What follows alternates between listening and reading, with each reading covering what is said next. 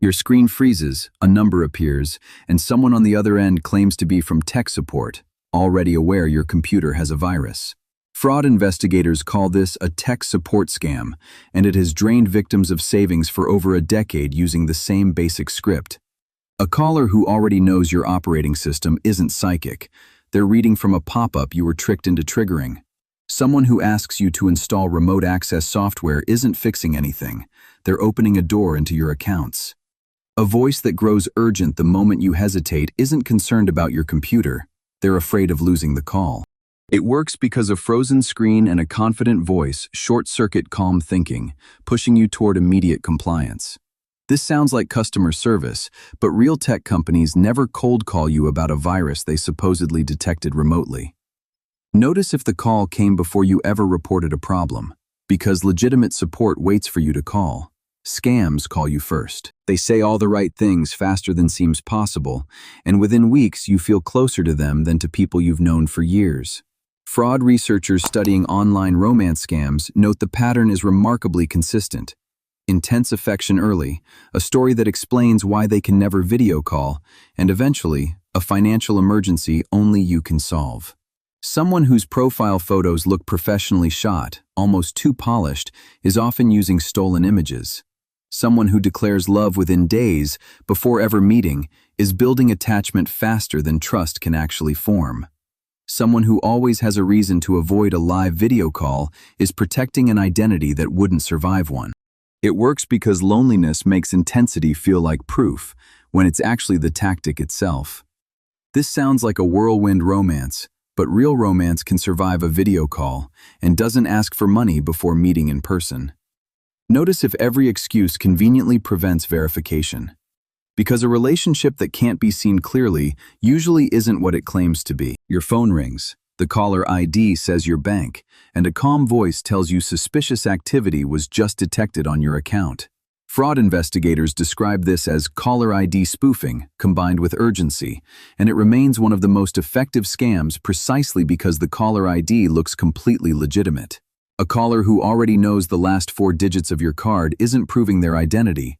That information is often already stolen. Someone who asks you to read back a code that was just texted to you isn't verifying you. They're using you to bypass your own bank's security check.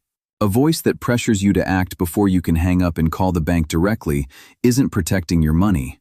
They're racing your skepticism. It works because a real fraud alert and a fake one sound almost identical in the first 10 seconds. This sounds like your bank being proactive, but real banks never ask you to read back a one-time code. Notice if the call itself is the thing creating the emergency. Because your bank already knows your code, they never need you to say it out loud. Someone shows you screenshots of returns that seem impossible, and when you ask how it works, the explanation is oddly vague, but the enthusiasm is contagious. Financial fraud investigators note that legitimate returns are boring and explainable, while scheme returns are described in terms of excitement rather than mechanism. A pitch that emphasizes how many people are already earning isn't describing profitability, it's describing recruitment. An opportunity that pays you more for bringing in new investors than for any actual product isn't an investment. It's a pyramid wearing a business suit. A friend who's suddenly evangelical about a platform they can't clearly explain isn't necessarily lying to you. They may already be trapped inside it themselves. It works because social proof from someone you trust bypasses the skepticism you'd apply to a stranger. This sounds like an opportunity, but real opportunities can explain exactly where the profit comes from. Notice if the explanation of how money is made is thinner than the explanation of how to recruit others. Because if the product is recruiting more investors, you're not investing. You're the product. A text arrives saying your package couldn't be delivered, with a link to fix it, and even though you weren't expecting anything, you almost tap it out of habit. Cybersecurity researchers call this smishing, phishing delivered through text messages, and it works specifically because it exploits routine rather than fear. A message with a slightly misspelled shipping company name isn't a typo, it's designed to slip past your pattern recognition. A link using a shortened or unusual domain instead of the real carrier's website isn't convenience, it's concealment. A text that arrives right when online shopping season peaks isn't coincidence, it's time to blend into a flood of real delivery notifications. It works because the volume of legitimate delivery texts trains you to react quickly without checking closely. This sounds like a routine notification, but real carriers rarely ask you to click a link to resolve a delivery issue. Notice if you can't recall actually ordering the package in question, because the fastest way to bypass suspicion is to make the message feel too ordinary to question. A stranger messages you out of nowhere. The conversation feels warm and unhurried, and only weeks later does cryptocurrency investing ever come up. Fraud investigators call this pattern pig butchering, named for how slowly and deliberately the victim is fattened before the financial loss. Someone who spends weeks building friendship or romance before mentioning any investment isn't patient by accident. They're establishing trust that will later override your skepticism. A platform they eventually introduce you to, that only they seem to use, isn't a legitimate exchange. It's a fake interface designed to show fabricated gains. Early withdrawals that actually succeed aren't proof the platform works. They're bait to convince you to invest larger amounts. It works because the long, gradual buildup makes the eventual financial request feel like a natural next step in a real relationship, not a con. This sounds like a genuine connection, but real connections don't consistently arrive at the same investment platform. Notice if the friendship and the financial opportunity emerged from the exact same person.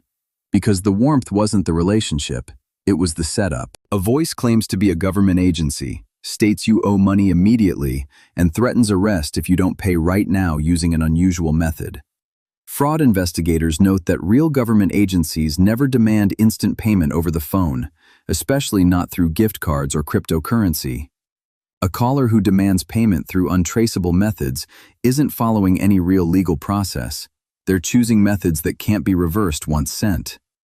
Someone who threatens immediate arrest for a tax issue isn't describing real procedure. Actual enforcement involves formal letters and legal proceedings, not phone calls. A voice that refuses to let you hang up and call the agency back directly isn't protecting you from missing a deadline. They're protecting the scam from being checked. It works because fear of legal consequences overrides the instinct to verify calmly. This sounds like an emergency, but real government debt doesn't require resolution within the same phone call. Notice if the threat escalates the moment you ask for anything in writing, because real authority can wait for you to verify it. Fear-based urgency can't. An offer arrives without you ever formally applying. The salary is unusually high, and the interview consists of a single message with no actual conversation. Fraud researchers studying employment scams note the recruitment process itself is often the first red flag. Legitimate hiring rarely moves this fast or asks this little. A job offer that requires you to purchase your own equipment up front isn't onboarding. It's extracting money before any real employment exists. A signing bonus check that arrives before you've done any work isn't generosity. It's often a fraudulent check designed to bounce after you've already wired part of it back. An employer who only communicates through messaging apps, never accompany email or phone call, isn't unconventional. They're avoiding traceability. It works because financial stress makes people eager to skip verification steps that would otherwise seem obvious. This sounds like good fortune, but real job offers come after real interviews, not before them. Notice if the offer arrived faster than any real hiring process could move. Because a job that finds you before you apply usually isn't a job at all. Within hours of a tragedy, a new charity appears asking for donations, using urgent language and disaster footage before any verified relief organization has even mobilized. Fraud investigators note that scammers specifically target the emotional window right after a disaster, when scrutiny is lowest and generosity is highest. A charity with a name nearly identical to a well-known organization isn't a coincidence. It's designed to borrow trust through resemblance. A donation request that only accepts wire transfer, cryptocurrency, or gift cards isn't flexibility. It's a method chosen specifically because it can't be reversed. A campaign that appeared within hours of the disaster, with no prior history or verifiable registration, isn't fast humanitarian response. It's an opportunistic setup. It works because urgency and grief both push people to give quickly, exactly when careful verification feels like the wrong response. This sounds like compassion in action, but real charities can be verified through public registries, even in the middle of a crisis. Notice if you can find any trace of the organization before the disaster happened. Because grief is not a reason to skip the one question that actually protects your money. Their photos are stunning, their story is compelling, and yet something about the timeline of their life never quite adds up when you ask specific questions. Researchers studying online deception describe catfishing as identity fabrication, sustained specifically to build a relationship under false pretenses. Someone whose only photos are professional quality and never casual or candid isn't camera shy. They're using images that likely belong to someone else entirely. A person who consistently deflects simple verification, like a quick video call or a photo holding today's newspaper, isn't being cautious, they're avoiding exposure. Someone whose personal details shift slightly depending on which conversation you compare them to isn't forgetful, they're managing multiple inconsistent stories. It works because attraction and hope make people reluctant to test claims that feel too good to question. This sounds like shyness about video calls, but real people can usually manage one, even briefly. Notice if every request for basic verification gets a reasonable-sounding excuse instead of a simple yes. Because a person who can't be verified isn't necessarily hiding shyness. They might be hiding a different face entirely. The phone rings late at night. A young voice claims to be your grandchild in trouble, crying, begging you not to tell anyone, and asking for money right now. Fraud investigators call this the grandparent scam, and it specifically targets the instinct to protect family before verifying anything. A caller who insists you keep the situation secret from other relatives isn't protecting anyone's privacy. They're preventing you from calling someone who could confirm the story is false. A voice that sounds vaguely right but slightly off is easier to accept at 2 a.m. when panic overrides careful listening. A request for payment through gift cards or wire transfer, delivered urgently, isn't a real bail or hospital bill process. Those have far slower, more traceable procedures. It works because love for family short-circuits the skepticism you'd apply to a stranger's story. This sounds like an emergency only you can solve, but real emergencies survive a 5-minute pause to call another family member first. Notice if secrecy is the first thing asked of you, before any actual details. Because real family emergencies don't require you to keep them secret from family. The apartment photos look incredible. The price is suspiciously below market, and the landlord explains they're out of the country and can't show it in person.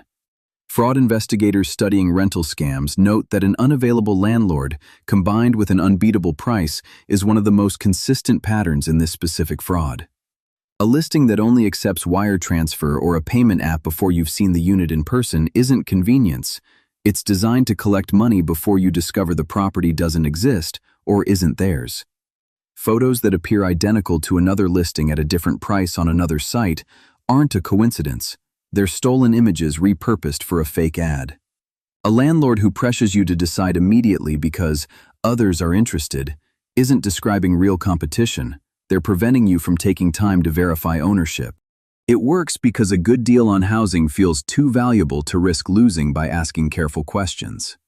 This sounds like urgency in a competitive market, but real landlords can usually arrange a viewing or a video call. Notice if every excuse conveniently prevents you from confirming the property is real. Because a landlord you can never actually meet might not be a landlord at all. An ad shows a well-known face claiming they made a fortune using a specific trading platform, and the video looks and sounds completely convincing. Cybersecurity researchers studying deepfake fraud note that AI-generated celebrity endorsements have become common specifically for investment scams, because borrowed trust converts better than any script alone could. A celebrity who has never publicly endorsed any financial products suddenly appearing in a low-quality ad isn't a new business venture. It's synthetic media built to borrow their credibility. A video with slightly unnatural mouth movements or audio that doesn't quite match isn't a technical glitch. It's often a telltale sign of AI generation. An ad that only appears on platforms with looser content moderation, never on the celebrity's own verified channels, isn't a distribution choice. It's avoidance of the one place the truth would surface immediately. It works because a familiar, trusted face bypasses the skepticism a stranger's pitch would normally trigger.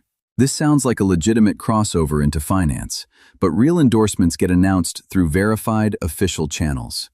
Notice if the celebrity's own social media says nothing about it, because a face you trust can be borrowed without their knowledge at all. An urgent email arrives from your boss, marked confidential, asking you to wire funds immediately for a deal that can't wait for normal approval. Fraud investigators call this business email compromise, and it remains one of the costliest scams precisely because it exploits workplace hierarchy instead of technical hacking. An email that pressures secrecy and urgency together isn't protecting a sensitive deal, it's preventing you from verifying through a second channel. A request that specifically avoids the normal approval chain isn't an exception being made for a good reason. It's designed to bypass the checks that would catch it. An email address that looks almost identical to your real CEO's, off by one letter, isn't a typo you're imagining. It's a deliberately crafted lookalike domain. It works because authority, combined with urgency, discourages the very verification step that would expose it in seconds. This sounds like an unusual but legitimate business situation, but real executives don't ask you to skip standard financial controls over email. Notice if a phone call to confirm feels somehow discouraged or unnecessary. Because the request that can't survive a 2-minute phone call was never really urgent business. It was theft dressed as urgency. You're told you've won a prize you never entered to win, and to claim it, you just need to pay a small processing fee first. Fraud investigators note that real lotteries never require winners to pay anything up front to receive money they've already won. A notification for a contest you have no memory of entering isn't a forgotten entry. Legitimate sweepstakes require active participation you'd remember. A request for payment before any prize is released isn't a normal fee structure. Real winnings are simply paid out, sometimes with tax withheld, never preceded by a separate payment from you. A deadline that pressures you to act within hours to avoid forfeiting the prize isn't real urgency. It's designed to prevent you from researching the offer calmly. It works because the excitement of winning something for nothing temporarily overrides the obvious question of why a real prize would ever need your money first. This sounds like luck finally arriving, but real luck doesn't come with an invoice attached. Notice if you're asked to pay before you're paid. Because you cannot lose money claiming money you actually won. You find a product at a price far below anywhere else, the site looks polished, and checkout feels completely normal right up until the order simply never arrives. Consumer fraud researchers note that fake storefronts have become sophisticated enough to closely mimic real e-commerce design, making visual polish an unreliable signal of legitimacy. A site with no verifiable contact information, no real customer service number, and only a contact form isn't a small business cutting corners. It's designed to be untraceable after your payment clears.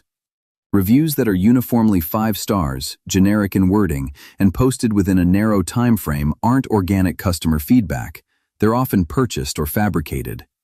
A checkout process that only accepts irreversible payment methods, discouraging credit cards that offer purchase protection, isn't a technical limitation. It's a deliberate choice to prevent chargebacks. It works because an attractive price and professional design short-circuit the instinct to check who's actually behind the storefront. This sounds like a great deal, but a legitimate store can survive basic scrutiny of who runs it.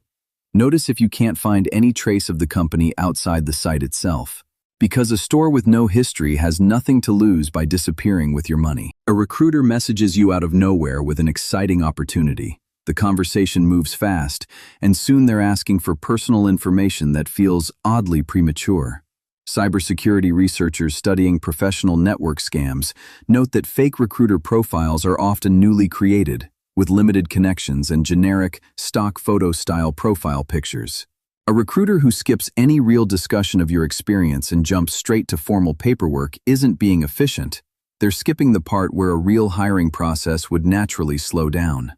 A request for sensitive information like a social security number or banking details before any formal offer exists isn't standard onboarding. It's identity theft disguised as hiring. A profile with a job history that doesn't clearly connect to the company they claim to represent isn't unconventional. It's often fabricated entirely. It works because professional platforms carry an assumed layer of legitimacy that most other messaging doesn't. This sounds like networking paying off, but real recruiters can be verified through the actual company's official channels. Notice if the excitement escalates faster than any real hiring conversation would. Because a job opportunity that skips every normal step usually isn't one. Someone offers to buy your listed item immediately, agrees to your price without negotiating, and then says they'll pay through an unusual method involving an overpayment.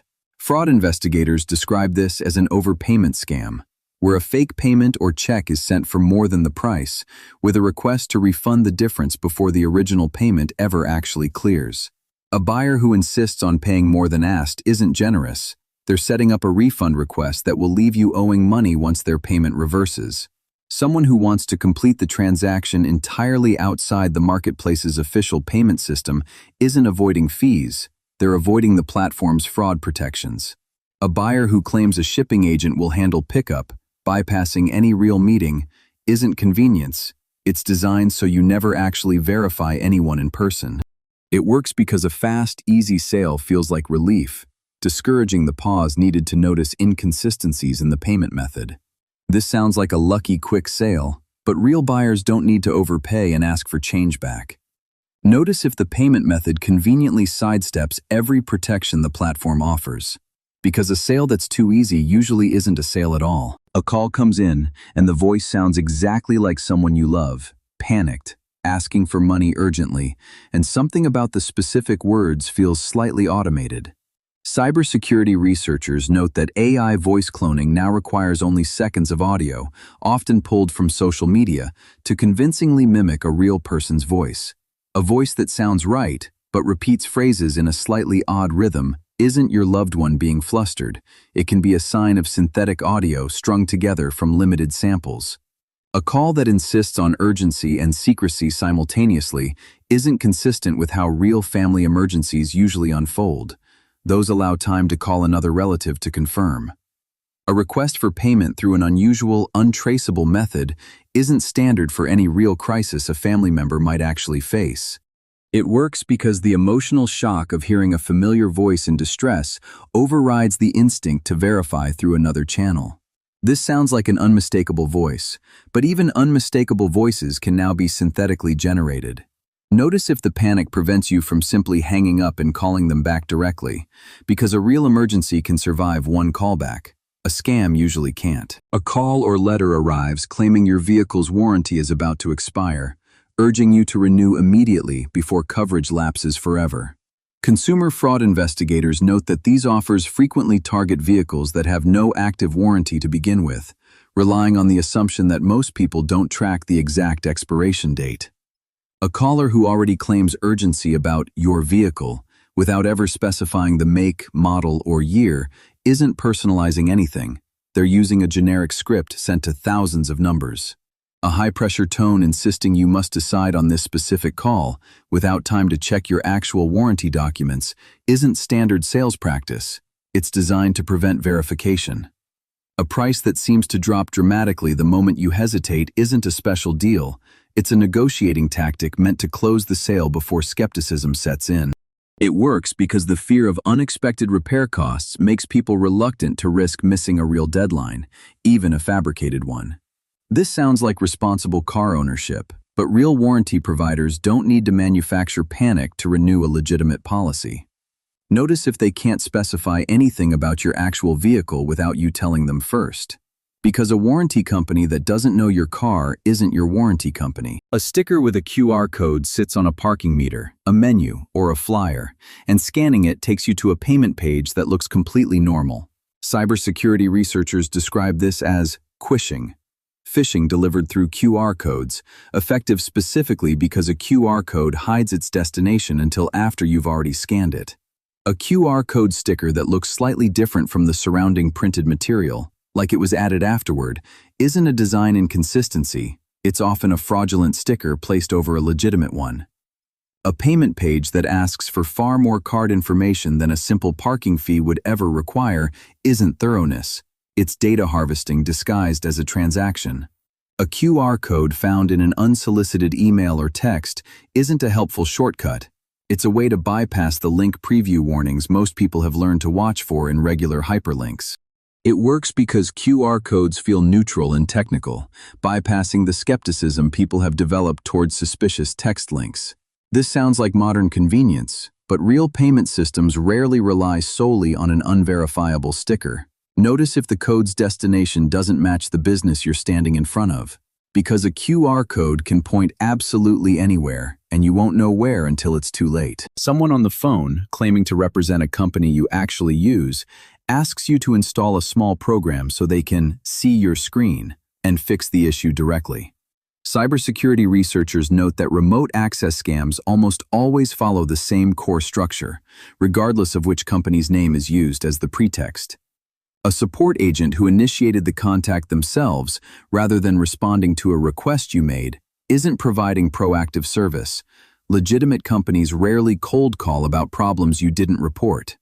Someone who asks you to open your online banking or investment accounts just to verify while they have remote access isn't troubleshooting. They're positioning themselves to transfer your money in real time. A request to keep the remote session running while you step away isn't standard procedure. It's an opportunity to act without your direct oversight.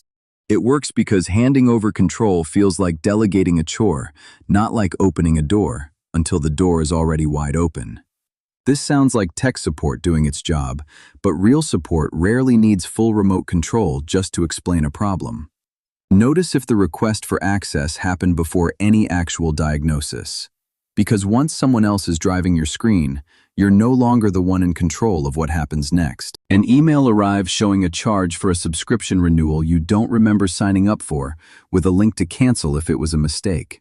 Cybersecurity researchers note that fake renewal notices are designed specifically to provoke action through mild alarm rather than obvious threat, making them easier to dismiss as harmless when in fact they're phishing attempts.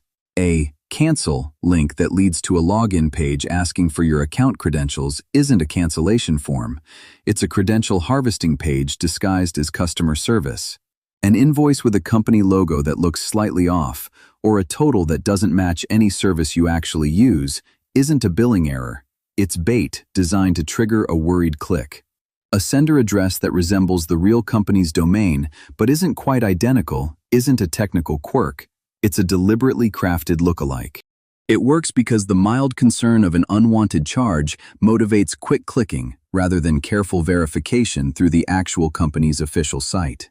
This sounds like routine account management, but real cancellations happen through the service's own app or website, not through email links. Notice if clicking cancel takes you somewhere unfamiliar instead of your existing account.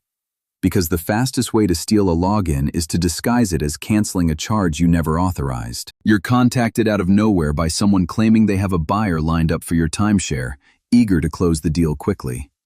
Consumer fraud investigators note that timeshare resale scams specifically target owners desperate to exit contracts, using that desperation as leverage for upfront fees.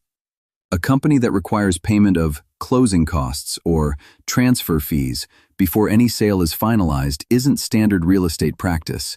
Legitimate resale transactions pay fees at closing, not months in advance.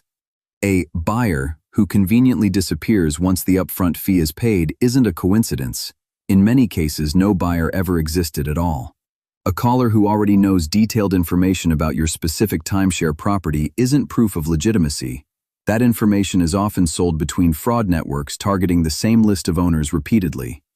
It works because the desire to escape an unwanted financial obligation makes people eager to believe an easy exit has finally appeared.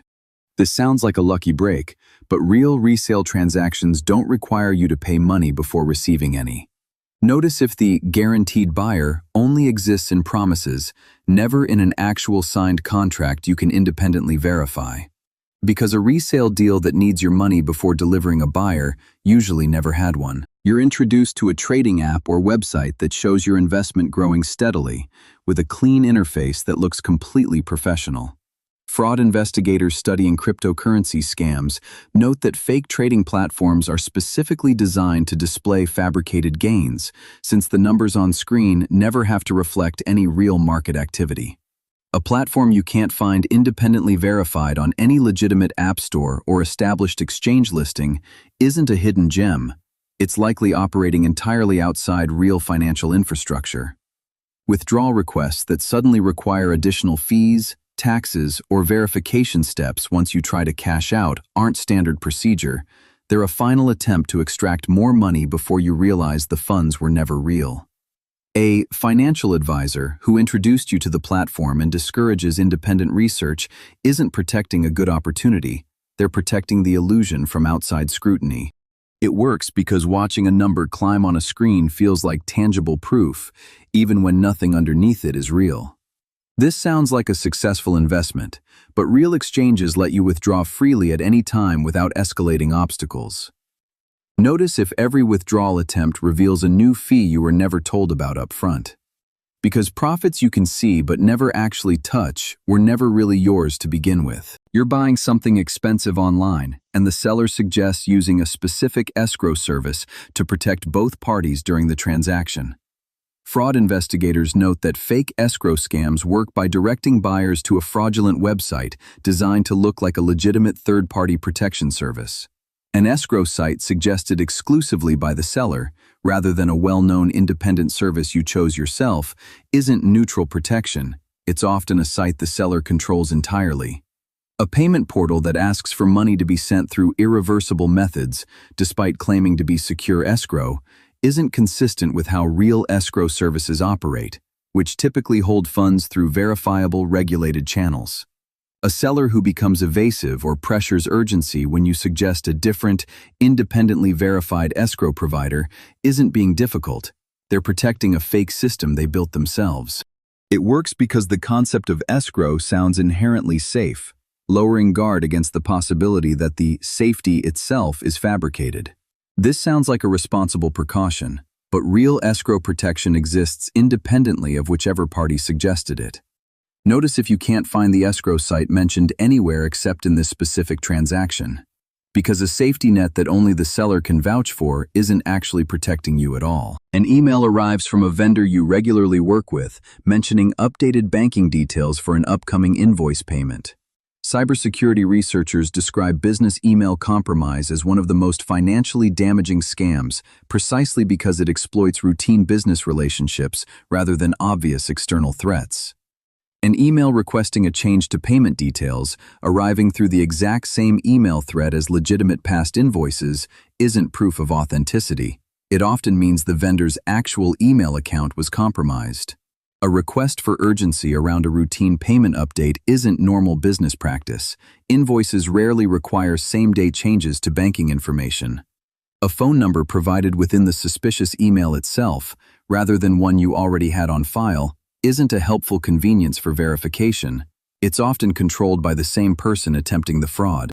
It works because the request arrives inside a trusted, ongoing business relationship, making it far less likely to trigger the scrutiny a cold email would receive. This sounds like routine vendor communication, but real banking changes deserve verification through a phone number you already had, not one provided in the request itself. Notice if the urgency around the change outweighs how routine the underlying payment actually is. Because trust built over many real transactions is exactly what a compromised account is designed to exploit. You're told you qualify for a government grant you never applied for, and claiming it just requires a small processing or verification fee.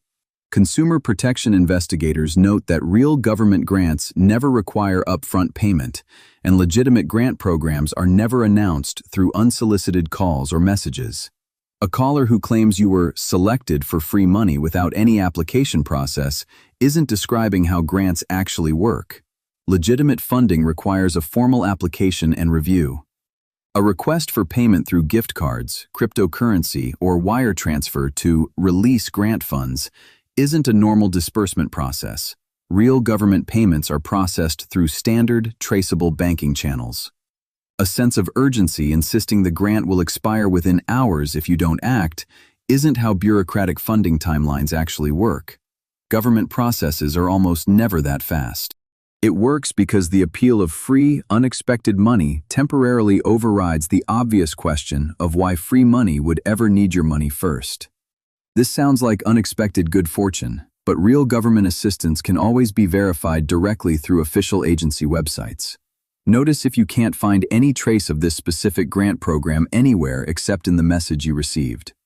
Because government money doesn't find you, you have to go looking for it. A caller claims you owe an old debt, threatens legal action if you don't pay today, and seems to know just enough personal information to sound credible. Consumer fraud investigators note that fake debt collection calls often rely on partial information purchased from data breaches, just enough to sound legitimate without actually proving anything.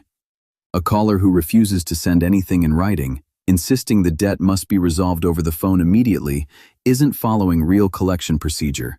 Legitimate debt collectors are legally required to provide written validation of any debt. A demand for payment through gift cards, cryptocurrency, or a prepaid card isn't a normal collections method. Real creditors process payments through traceable, reversible channels. A threat of immediate arrest for an unpaid debt isn't accurate legal process in most cases. Actual debt collection rarely escalates to criminal charges this quickly, if ever. It works because the fear of legal consequences pushes people to pay first and verify later, when the reverse is almost always the safer order. This sounds like a serious legal matter, but real debts survive a pause to request written validation. Notice if the threat intensifies specifically when you ask for documentation.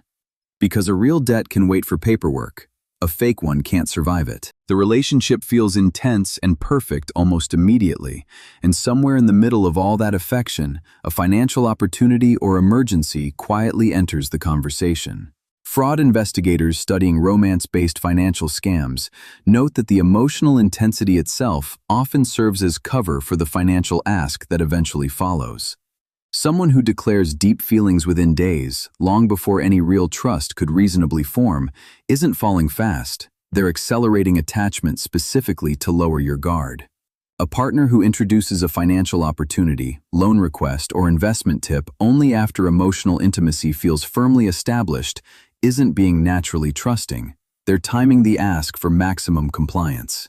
Someone who becomes distant or hurt when you hesitate on a financial request isn't expressing real disappointment.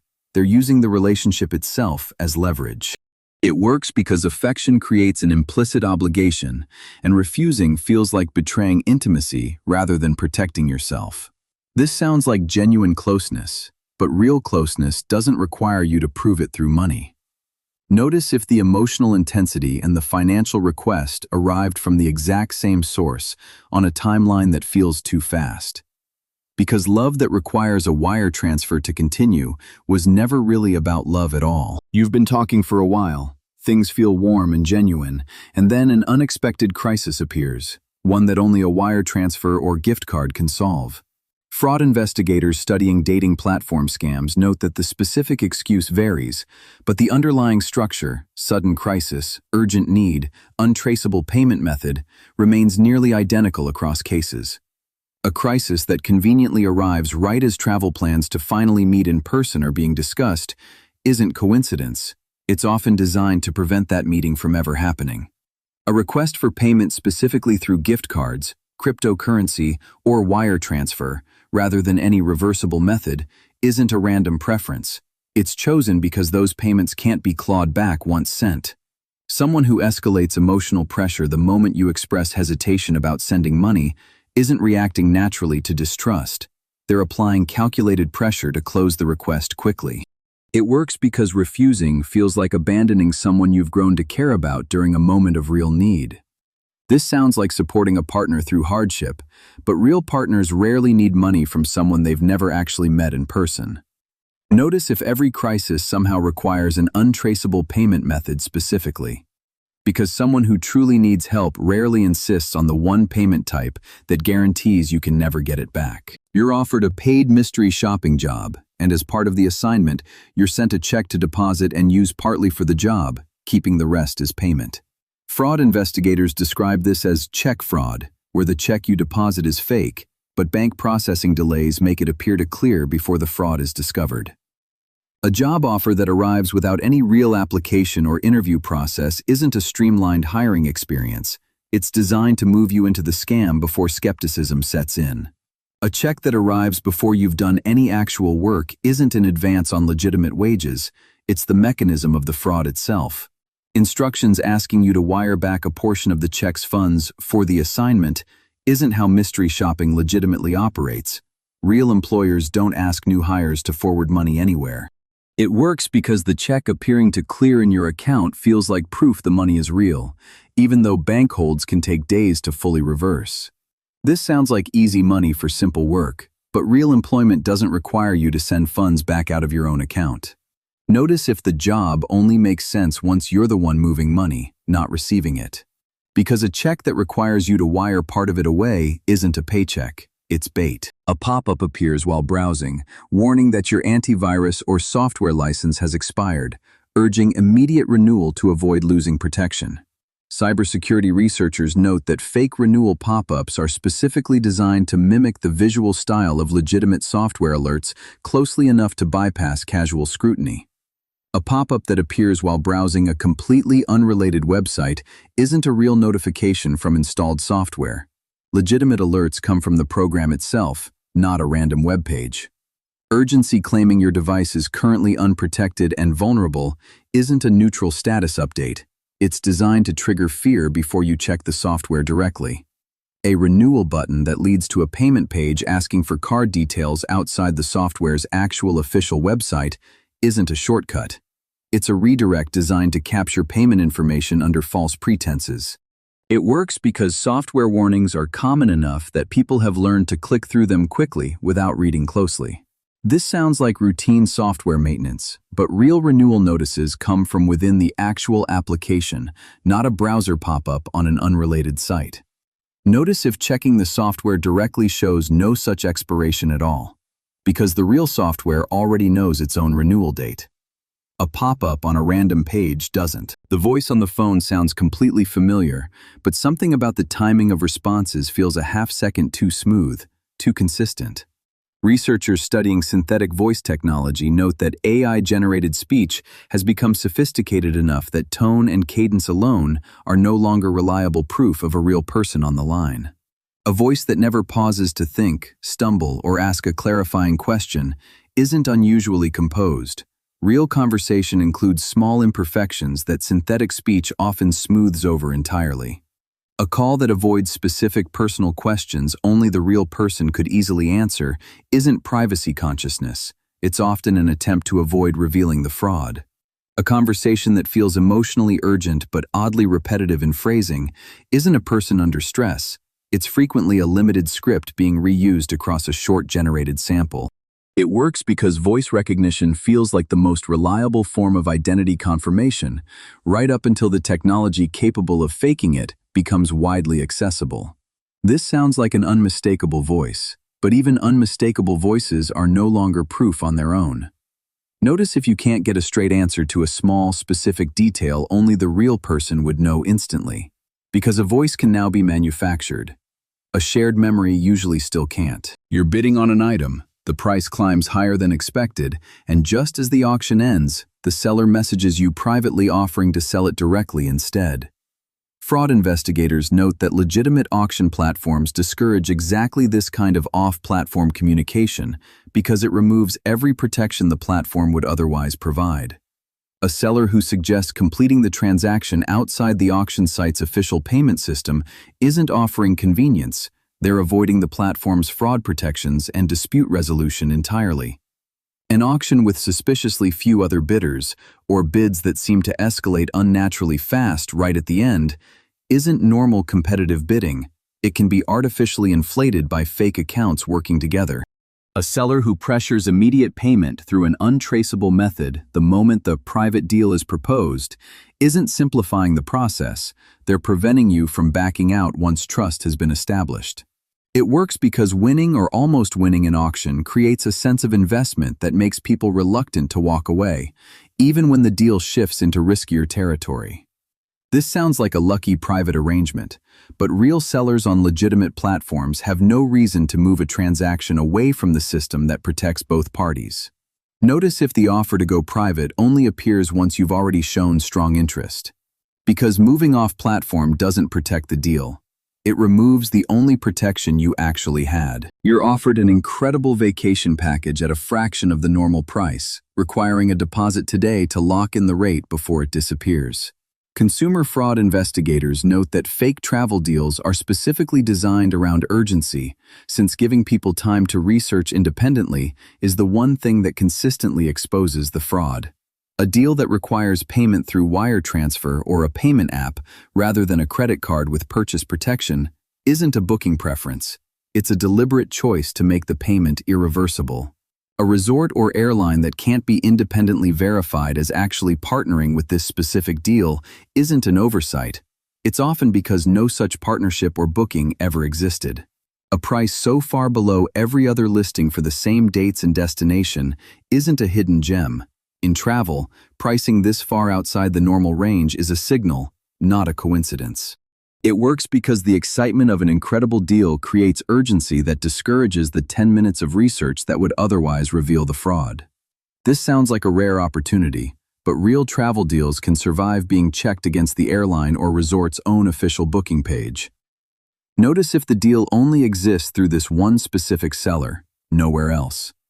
Because a vacation that vanishes the moment you try to verify it wasn't really being sold in the first place. An invoice lands in your company's inbox, referencing a vendor you actually use, requesting payment for services that sound plausible but slightly unfamiliar. Fraud investigators studying business scams note that fake invoices are deliberately designed to blend into the routine flow of legitimate paperwork a busy accounts department processes daily.